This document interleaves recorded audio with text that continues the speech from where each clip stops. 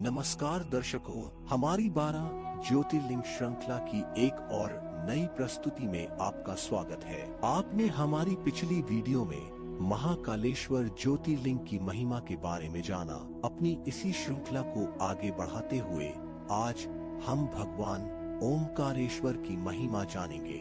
यह मंदिर मध्य प्रदेश के खंडवा में नर्मदा नदी के बीच मंधाता पर्वत व शिवपुरी नामक द्वीप पर स्थित है। यहाँ पर मंधाता नामक राजा ने शिव की घोर तपस्या करके प्रसन्न किया था और जन कल्याण हेतु यहाँ पर ज्योतिर्लिंग के रूप में विराजित होने का आग्रह किया था।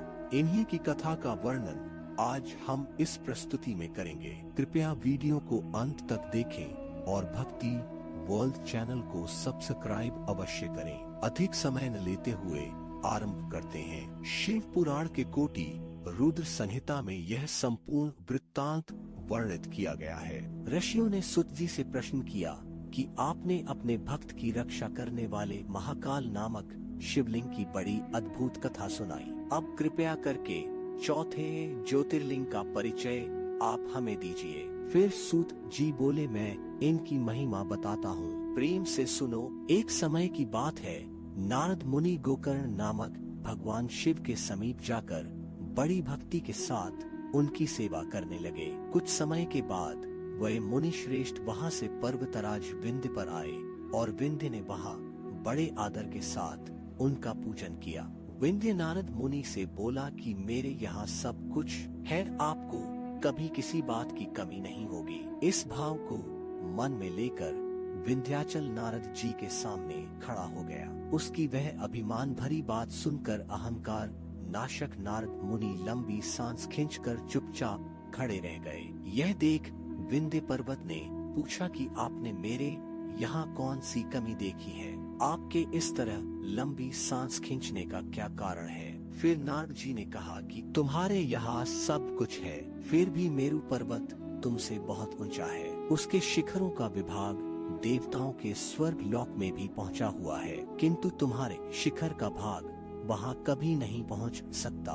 ऐसा कहकर नारद जी वहाँ से जिस तरह आए थे उसी तरह चल दिए। परंतु विंध्य पर्वत मन ही मन सोचने लगा कि मेरे जीवन पर तो धिक्कार है। अब मैं विश्वनाथ भगवान शंभु की आराधना पूर्वक तपस्या करूँगा। ऐसा अटूट निश्चय करके वह भगवान शंकर की शरण में गया। तदंतर जहाँ साक्षात ओमकार स्थित है वहाँ प्रसन्नता पूर्वक जाकर उसने भगवान शिव की पार्थिव मूर्ति बनाई और लगातार भगवान शिव की 6 महीने तक पूजा अर्चना की।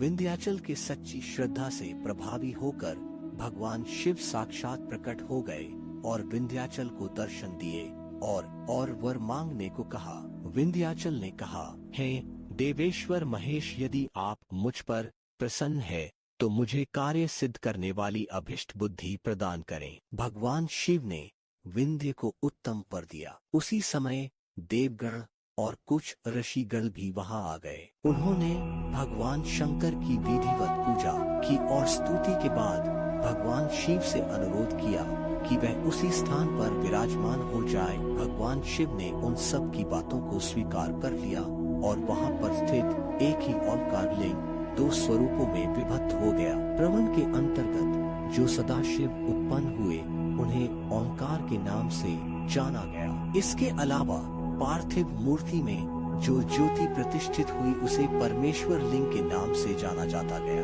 आपको बता दें कि इस परमेश्वर लिंग को ममलेश्वर लिंग भी कहा जाता है। इस प्रकार ओंकार और परमेश्वर ये दोनों शिवलिंग भक्तों को अभीष्ट फल प्रदान करने वाले हैं। तत्पश्चात देवता अपने अपने स्थान को गए और विंध्याचल भी अधिक प्रसन्नता का अनुभव करने लगा। उसने अपने अभिष्ट कार्य को सिद्ध किया और मानसिक पतिता को त्याग दिया। जो पुरुष इस प्रकार भगवान शंकर का पूजन करता है वह अभिष्ट फल को प्राप्त करके मोक्ष पा लेता है। सूत जी कहते हैं, ओंकारेश्वर में जो ज्योतिर्लिंग प्रकट हुआ और उनकी आराधना से जो फल मिलता है वह सब हमने आपको बता दिया। आशा है कि हमारे द्वारा दी गई जानकारी आपको अच्छी लगी होगी। आज के लिए केवल इतना ही। जाने से पूर्व वीडियो को लाइक करें, व चैनल को सब्सक्राइब करें। धन्यवाद। जय जय श्री राम। तदंतर जहां साक्षात